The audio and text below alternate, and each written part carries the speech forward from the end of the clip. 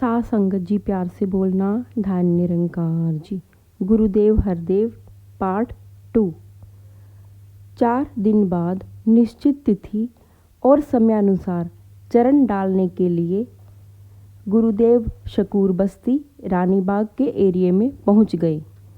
हुआ वही जिसकी संभावना गुरुदेव ने उस दिन ही व्यक्त कर दी थी, जिस दिन इस कार्यक्रम का निर्णय लिया जा रहा था। देखते देखते चरण डलवाने वालों की गिनती बढ़ने लगी। परिणामतः 3 बजे तक यह कार्यक्रम चलता रहा। जिस घर में भी गुरुदेव पधारे, घर वाले खुशियों में भरकर नाच उठे। हाँ, 2-4 परिवार पारिवारिक, सामाजिक या शारीरिक समस्याओं के निवारण के लिए भी अनुनय विनय करते देखे और सुने गए।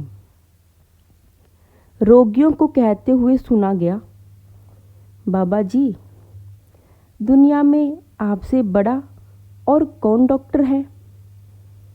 हम तो दुनिया के डॉक्टरों से थक हार कर आपके पास पहुँचे हैं। जो पैसे हम दवाइयों और डॉक्टरों की फीस पर खर्च कर रहे हैं, रहमत करो यह माया वहाँ खर्च ना होकर सेवा में लगे। गुरुदेव हरदेव ने बड़े धीरज से उनकी बात सुनी और उन्हें आश्वासन देते हुए फरमाया, इसमें घबराने की कोई बात नहीं, दातार सब ठीक करेगा।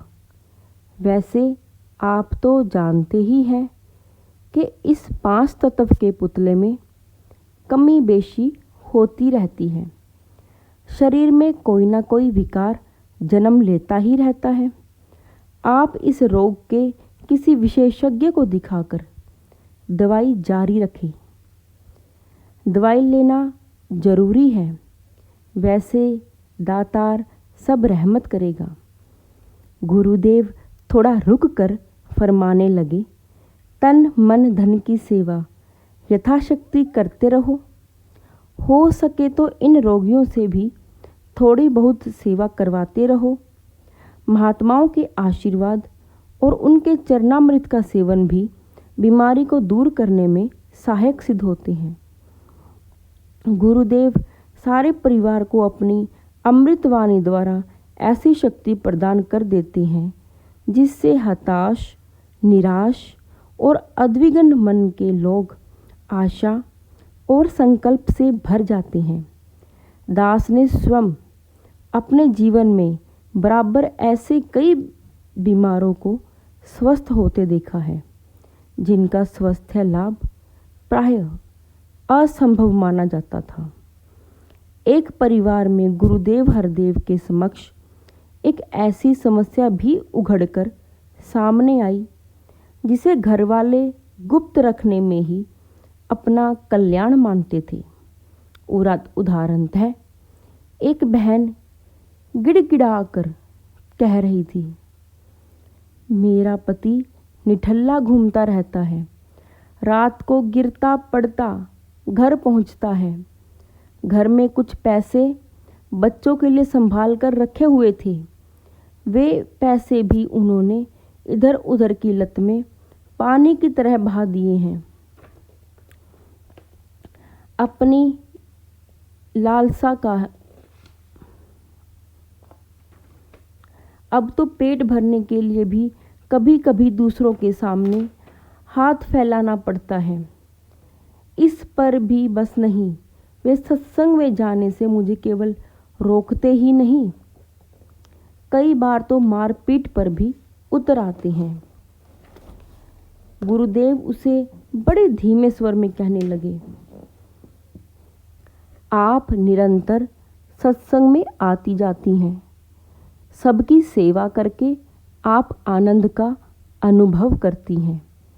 आप तो जानती ही हैं कि अगर किसी का मन जीतना हो और उसे बुरे मार्ग से हटाकर सद्मार्ग पर लाना हो, तो उसके लिए हमारे पास नम्रता, सत्कार और प्यार ही एकमात्र हथियार है। बस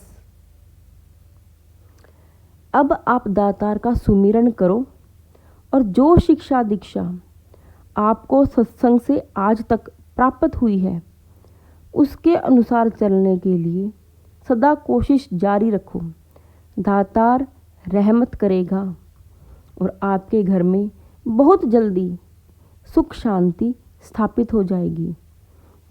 गुरुदेव हरदेव यह भी फरमाते हुए सुने गए, किसी की दुत्कार कर, निरादर या निंदा करके ठीक रास्ते पर नहीं लाया जा सकता, बल्कि वह व्यक्ति जख्मी शेर की तरह वार करने पर उतर आता है। गुरुदेव उठते उठते भी फरमाए जा रहे थे कि आज के बाद आप अपने फर्जों को निभाओ, दूसरे पर उंगली उठाने से बचो, हर समय दूसरे के अवगुण छांटने में ही मत लगे रहो। दातार अवश्य रहमत करेगा और आपके घर में किसी प्रकार की कोई कलह क्लेश नहीं रहेगी। आपका मन शांत होने लगेगा, साथ ही आपका ध्यान सत्संग में और हर समय निरंकार में जुड़ने लगेगा। गुरुदेव एक ऐसे परिवार में भी गए जिसमें लड़कियां जवान हो चुकी थी। वे उनके हाथ पीले करने के लिए अनुनय विनय करने लगे। माता पिता गिड़गिड़ाते हुए गुरुदेव के चरणों से लिपट गए और सिसकियां भरते हुए कहने लगे, बाबा जी, आप सब कुछ करने में समर्थ हैं, बस आज ऐसा वरदान देकर जाओ कि ये बच्चियां जल्द ही अपने अपने घर चली जाएं। गुरुदेव ने बड़े सरल भाव में फरमाया, इस दातार निरंकार जिसने इन्हें जन्म दिया है, आज तक जिसने पालन पोषण के सब तरह के सामान की व्यवस्था की है, यही निरंकार प्रभु अपनी रहमत से आपके सभी कार्य पूर्ण करेगा। आप तो भली भांति जानते हैं कि पूरे का किया सब कुछ पूरा होता है। कहते कहते गुरुदेव अगले घर की ओर बढ़ गए। इस तरह से अनेकों उलझने जो परिवार में पराये जन्म लेती रहती हैं, जैसे सास बहू की नहीं बनती, बच्चे माता पिता की सेवा नहीं करते, उनके साथ नौकरों जैसा बर्ताव करते हैं, आदि आदि भी गुरुदेव के समक्ष एक आध परिवार ने बड़े विहल होकर रखी। गुरुदेव ने उनका समाधान करते हुए फरमाया, आप लोग परिवार के सदस्यों को निरंकार की बनाई हुई मूर्तियां जानकर उनका सत्कार करते जाएं। अगर एक झुक जाए तो दूसरा भी झुक जाएगा। आप केवल अपना फर्ज निभाते जाएं, फिर आपके सामने ऐसी कोई समस्या नहीं आएगी। यहाँ दास यह बताना अपना कर्तव्य समझता है कि ऐसी घटनाएं केवल वहीं देखने सुनने को मिली जहाँ परिवार का एक सदस्य साध संगत से जुड़ा था तो दूसरा संगत और सतगुरु से बहुत दूर था, परंतु जहाँ जहाँ परिवार के सभी सदस्य सतगुरु बाबा जी पर आस्था और श्रद्धा रखने वाले थे और संगत के मत वाले थे, उनमें इस प्रकार की परस्पर भ्रांति देखने को नहीं मिली। हाँ, एक आध परिवार में जहाँ कभी थोड़ा बहुत तनाव हो गया था, उस परिवार के सभी सदस्य बाबा जी के चरणों में गिर पड़े और हृदय से अरदास करने लगे, हजूर आप रहमत करो कि दोबारा ऐसा समय फिर इस घर में ना आए। वैसे भी बाबा जी आप हमारे घर में आ गए हैं, निश्चित है कि अब हमारे घर में इस प्रकार की उलझनें जन्म ही नहीं ले पाएंगी। इसलिए बाबा जी आप कभी कभी चरण डालते रहें तो आपके चरणों के प्रताप से हमें सभी सुख मिलते रहेंगे। कहीं कहीं पर धन के अभाव के कारण पीड़ित लोगों को गुरुदेव केवल इतना ही कहकर मौन हो गए, कोई बात नहीं, दातार सब ठीक करेगा। आप अपनी शक्ति अनुसार मेहनत करते रहो और जितना धन मिले उसे अपनी जरूरी आवश्यकताओं की पूर्ति के सिवाय कहीं और खर्चने का ध्यान मन में मत आने दो। यथाशक्ति थोड़ा बहुत धन सेवा में भी लगाते रहो। मेहनत और सब्र शुक्र से सब मसले हल हो जाते हैं।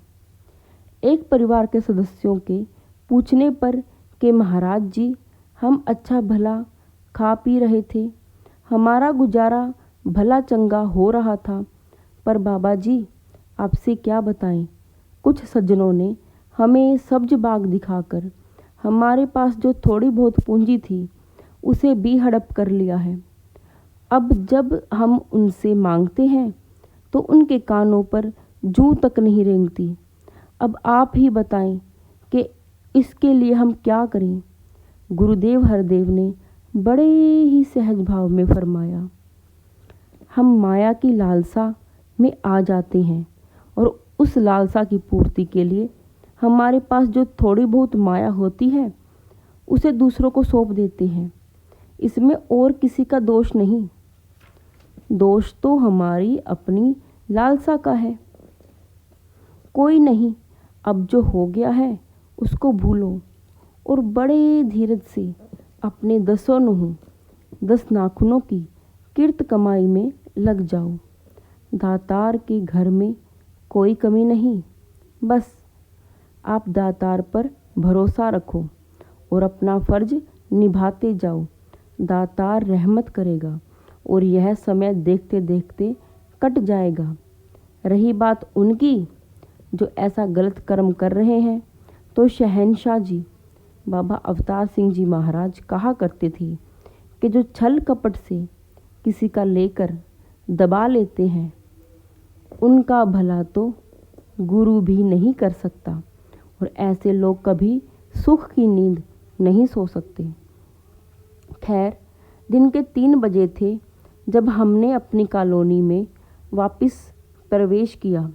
दास अपने घर के दरवाजे पर अभी पहुंचा ही था कि देखकर हैरान रह गया कि रानी बाग के सेवा दल का एक अनथक कार्यकर्ता, जिसने चरण डलवाने की प्रक्रिया में हमारी पूरी सहायता की थी, वह वहाँ मौजूद था।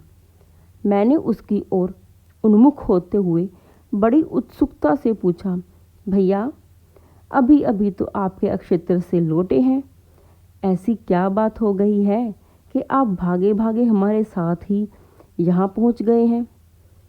उस नौजवान ने बहुत गंभीर लेकिन आतुर स्वर में कहना आरंभ किया, सत्यार्थी जी, आप जरा आराम से बैठ जाएं। चाय का कप पीना हो तो वह भी पी लें। मेरे मन में आज प्रातः से ही बड़ी उथल पुथल मची हुई है। मैं शंकाओं के घेरे में बुरी तरह फंसा हुआ हूँ। मैं आपसे एक मदद लेने आया हूँ। ठीक है, बैठ जाओ। कहते हुए मैं खुद भी बैठ गया। मैंने मेरे पूछे बिना ही उसने अपनी बात को कहना आरंभ कर दिया। सत्यार्थी जी, मैं तो एक साधारण सा सेवादार हूँ। काफ़ी समय से सेवा का आनंद ले रहा हूँ। मेरा विश्वास है कि हमें गुरु के निवास स्थान पर हाजिर होकर ही अपनी सेवा अर्पित करनी चाहिए और गुरु को घर घर घुमाना उचित नहीं। बेटा, इस चरण डलवाने का भाव कुछ और है, दास ने झट से कहा। अपनी बात को स्पष्ट करते हुए दास ने कहा, तुम संभवतः जानते होंगे कि गुरु जहाँ से निकल जाता है वहाँ तीनों प्रकार के ताप शांत होने लगते हैं। गुरु के अंग प्रत्यंग से ऐसी तेजस किरणें विकर्ण होती हैं जिनसे जिस घर में वे प्रवेश करते हैं वहाँ दुष्ट प्रवृत्तियाँ भयभीत होकर उस स्थान से भागने लगती हैं। बस इसी भाव के तहत श्रद्धालु भक्त अपने सतगुरु के चरण अपने घरों में डलवाने के लिए सदा उत्सुक रहते हैं। मैं बोलता भी जा रहा था और उसके चेहरे के हाव भावों को भी देख रहा था। मैं दिल से महसूस कर रहा था कि अभी तक उसके चेहरे पर तुष्टि का भाव नहीं झलक पाया था, अपितु उसके चेहरे पर और अधिक व्याकुलता के भाव प्रकट हो रहे थे। मैंने उस नौजवान से बड़े प्यार और सत्कार से पूछा, बेटा, लगता है आपको मेरी बात या तो समझ में नहीं आई या ठीक नहीं लगी। आप चिंता ना करो, आप तब तक पूछते रहो जब तक आप पूर्णतः संतुष्ट नहीं हो जाते। वह नौजवान थोड़ा झिझकते हुए बोला, भले ही आप विद्वान हैं, आप अनुभवी महात्मा हैं, हर समय गुरु के साथ रहने वाले संत हैं, पर मुझे अक्षमा कर देना, क्योंकि मैं आपके किसी भी उत्तर से संतुष्ट नहीं हो पाऊंगा। मेरा विश्वास है कि मेरी मन की शंकाओं का निवारण अथवा मेरे मन की उथल पुथल को सद्गुरु के मुखारविंद से निकले हुए शब्द ही शांत कर सकते हैं। शास्त्री जी, आप कृपा करके मुझे सतगुरु बाबा जी से मिलवा दें, और यदि यह संभव नहीं हो तो आप मेरी 2-4 शंकाओं को सतगुरु के समक्ष प्रस्तुत करके और उनके समाधान लेकर मुझसे उनसे अवगत करा दें। मैं इस तरह भी थोड़ा बहुत संतुष्ट हो जाऊंगा। अपनी बात को जारी रखते हुए उस नौजवान ने मुझे संबोधित करते हुए कहा, आप कागज़ पेन ले लें और मेरी शंकाओं को नोट कर लें। थोड़ा रुक कर फिर कहने लगा, सच बात तो यह है कि मैं इस समय वार्तालाप करने के लिए नहीं आया हूँ। मैं तो चाहता हूँ कि मुझे सतगुरु से सीधी रहमत प्राप्त हो।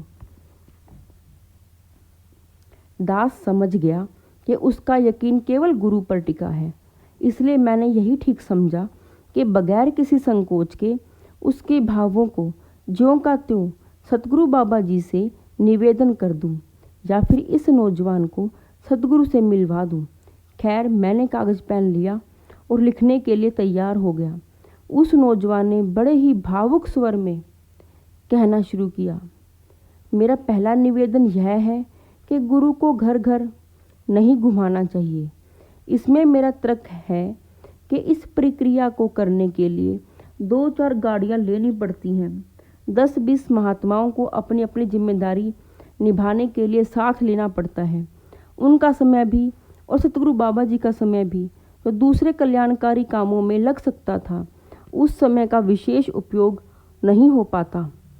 इस संबंध में मेरा दूसरा निवेदन यह है कि जो माया खाने पीने में खर्च कर दी जाती है उसे बचाया जा सकता है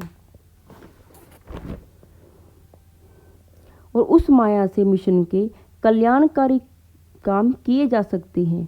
तीसरा, जिस घर में खुली जगह या खुला धन है, वे लोग तो बढ़ चढ़कर सेवा करके वाह वाह के पात्र बन जाते हैं, और दूसरा, पड़ोस में जो घर है वह धन करके कमज़ोर है, गुरु को ठीक तरह बिठाने के लिए जिसके पास उचित स्थान भी नहीं है।